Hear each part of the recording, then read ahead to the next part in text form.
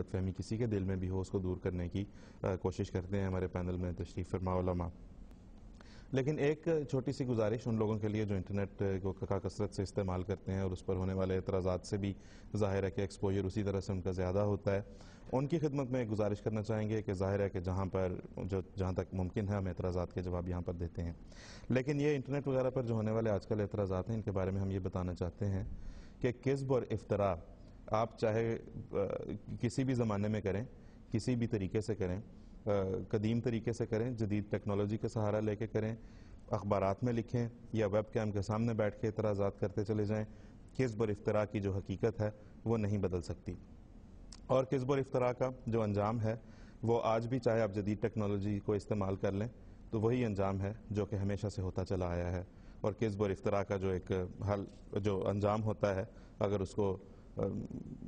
چند لفظوں میں اگر بیان کیا جائے تو حضرت خلیفۃ المسیح رابع رحمہ اللہ کے الفاظ میں وہ یہ ہے کہ تیری آواز اے دشمن بدنوا 2 قدم دور 2-3 پل جائے گی. تو جیسا بھی طریق استعمال کریں. اور پھر ایسے اعتراضات میں جو انٹرنیٹ پہ خاص طور پہ ہوتے ہیں اس میں آپ دیکھ لیں کہ وہ آغاز کریں گے بڑی علمی قسم کی گفتگو سے، کتابوں کے حوالہ جات، یہ اقتباس وہ اقتباس، ہر طرح کا جو ہے وہ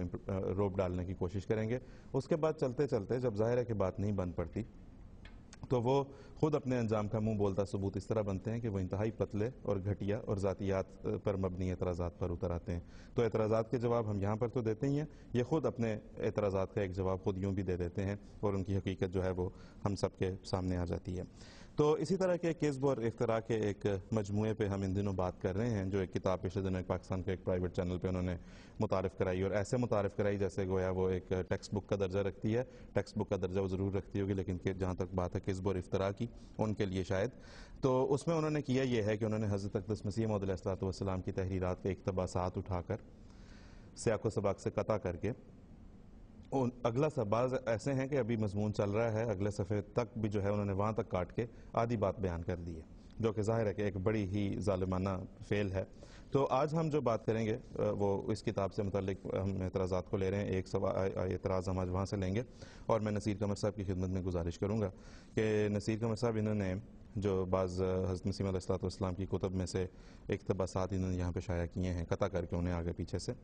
ان میں وہ کہتے ہیں کہ ایک جگہ پر حضرت مسیح موعود علیہ السلام نے فرمایا ہے کہ جو آیت خاتم النبیین ہے اس کی تفسیر بیان کرتے ہوئے حضور نے فرمایا کہ اب نبوت کسی قسم کی نبوت کا کوئی امکان نہیں ہے. پھر ایک اور اقتباس دی ہے جہاں پہ حضرت مسیح موعود علیہ السلام نے فرمایا ہے کہ میں اس خدا کی قسم کھا کر کہتا ہوں جس کے ہاتھ میں میری جان ہے کہ اس نے مجھے بھیجا ہے، اس نے میرا نام نبی رکھا ہے. تو وہ کہتے ہیں کہ یہ دیکھیں کہ کیسا تضاد ہے، پہلے خود مانا کہ نبی نہیں آ سکتا، پھر کہہ دیا کہ نبی آ سکتا ہے. میں آپ سے گزارش کروں گا کہ اس کی حقیقت بیان کریں. بات جیسا کہ آپ نے خود ہی فرمایا ہے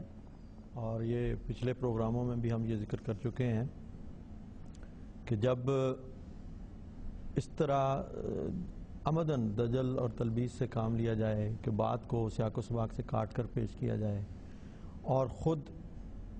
جو مصنف ہے جس کی کتاب سے آپ حوالے لے رہے ہیں ان کی بات کو پورے طور پر بیان نہ کیا جائے تو یہ بہت بڑا دھوکہ ہے، فریب دہی ہے. اسی قسم کی حرکتیں قرآن کریم نے یہ بتایا ہے کہ یہودیوں کی طرف سے حضرت صلی اللہ علیہ وسلم کے خلاف ہوا کرتی تھی، اور آج بھی اسلام کے جو دشمن ہیں، مستشرقین ہیں یا دوسرے ہیں، وہ قرآن مجید میں سے ایک بات یہاں سے لے کے اس پہ اعتراض کر دیے اور قرآن کریم نے جو دوسری جگہ اس کی وضاحت دی ہوئی ہے اس کی طرف اس کو وہ بیان نہیں کرتے. یہ جو اقتباسات انہوں نے دیے ہیں وہاں پہ یہ اس میں 2 حقیقت الوحی کے ہیں اور وہ صفحہ نمبر جو انہوں نے اس میں دیا ہے وہ 406 سے اور 503 سے 2 اقتباسات کو متعلقہ حصوں کو جو ان کو ہائی لائٹ کرنا چاہتے تھے ان کو ہائی لائٹ کیا ہے. لیکن اگر ان کے سیاق و سباق کو ذرا پڑھا ہوتا بلکہ ایک صفحے پر تو اسی سے چند سطریں اوپر پڑھا ہوتا تو بات واضح ہو جاتی کہ حضرت مسیح موعود علیہ السلام کیا فرما رہے ہیں. میں حقیقت الوحی کے حوالے سے ہی بات کروں گا اور اس بات کو کھولوں گا اور بتاؤں گا کہ یہ عمدن ایک دھوکہ دہی ہے لوگوں کے لیے، اور ان کا خیال یہ ہے، لگتا ہے کہ انہوں نے خود بھی وہ کتاب نہیں پڑھی، وہ صفحے نہیں پڑھے اور وہ سمجھتے ہیں کہ لوگ بھی نہیں پڑھیں گے. اسی لیے میں شروع میں ایک تو یہ بات عرض کروں گا کہ حضرت مسیح موعود علیہ السلام کی تصنیفات ہماری ویب سائٹ پہ موجود ہیں، حقیقت الوحی وہاں پہ موجود ہے، آپ وہاں سے خود اس کتاب کو پڑھیے اور دیکھیے کہ حقیقت کیا ہے.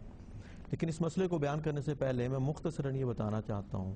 کیونکہ جو حضور علیہ السلام نے بات بیان فرمائی ہے اس کو سمجھنے کے لیے کچھ پس منظر ضروری ہے۔ اللہ تعالیٰ ابتدا سے بنی نوع انسان کی ہدایت کے لیے نبی بھیجتا ہے، اور طریق یہ تھا کہ حضرت صلی اللہ علیہ وسلم سے پہلے کہ ہر نبی جو آیا وہ ایک قوم کی طرف، ایک محدود علاقے محدود زمانے کے لیے آیا کرتا تھا، اس کا براہ راست انتخاب ہوتا تھا، یعنی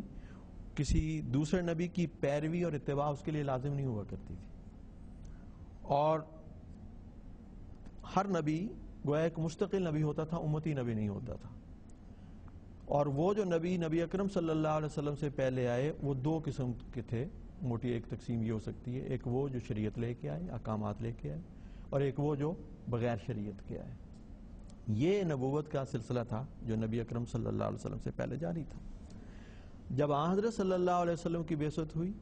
تو اللہ تعالیٰ نے فرمایا کہ الیوم اکملت لکم دینکم واتممت علیکم نعمتی، اب دین مکمل ہو گیا، نعمت تمام ہو گئی، شریعت کامل ہو گئی۔ اور نبی اکرم صلی اللہ علیہ وسلم کو اللہ تعالیٰ نے یہ فرمایا کہ آپ یہ اعلان کر دیں کہ میں تمام بنی نوع انسان کے لیے رسول ہوں۔ اب علاقائی محدود علاقے محدود زمانے کے نبی کی بات نہیں رہی، وہ زمانہ گزر گیا، اب وہ رسول آ گیا جس کا زمانہ قیامت تک کے لیے ہے، اور جو تمام بنی نوع انسان کے لیے، اور جس کی شریعت کامل ہے۔ تو اب اس قسم کا کوئی نبی آ ہی نہیں سکتا۔ خاتم الانبیاء آ گئے کہ آپ پر نبوت اپنے کمال کو پہنچ گئی، اور کوئی نبی سابقہ نبیوں میں سے آ ہی نہیں سکتا۔ کیوں؟ کیونکہ شریعت کامل ہے، کسی جدید شریعت کی ضرورت نہیں،